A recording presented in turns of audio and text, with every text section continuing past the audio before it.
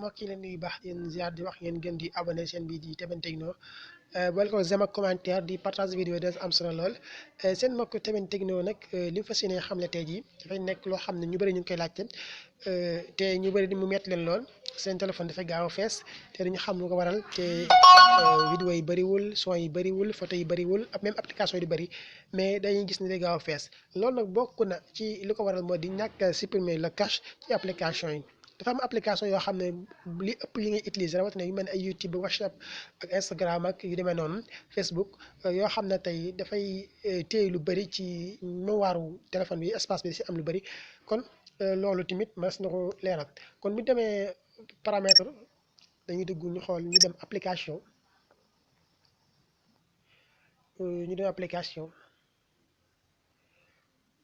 waaw xam na application moom def naa ñëpp xam nañ ko moo nekk ni léegi bu ñu duggee application ñu xool benn application rek ci téléphone bi yëpp ko war a mën a am yëpp rawatina yëpp yi ñuy utiliser moom la ñuy dugg rek comme YouTube boo xoolee man ba ma ko effacé yëgut boo xoolee kon maa ngi am 13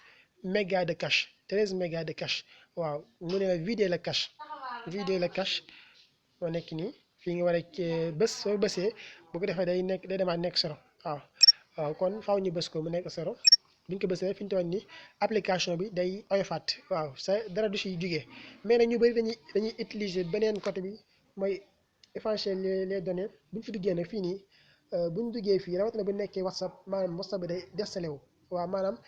numéro bi yëpp maanaam day dañaat nga xam ne faaw nga duggaat benn numéro pour installer WhatsApp boobu noonu kon dañ ko bàyyi xel fii kenn du fi bës fi ñu bës mooy effacer la cache wala ñu bind vider la cache fa la ñu dugg même application yëpp noonu lañ koy def bu ko defee téléphone bi dina oyof bu fekkoon ne day nekk luy palanke dana oyof bu fekkoon ne dafay gaaw a fees tamit lii bokk na si dafay gaaw a feesal ba pare tamit dina tax sa connexion bi gën a normal yooyu yëpp da si am solo kon ñu ngi leen jaajëfal bu baax a baax di wax ne képp ku sa téléphone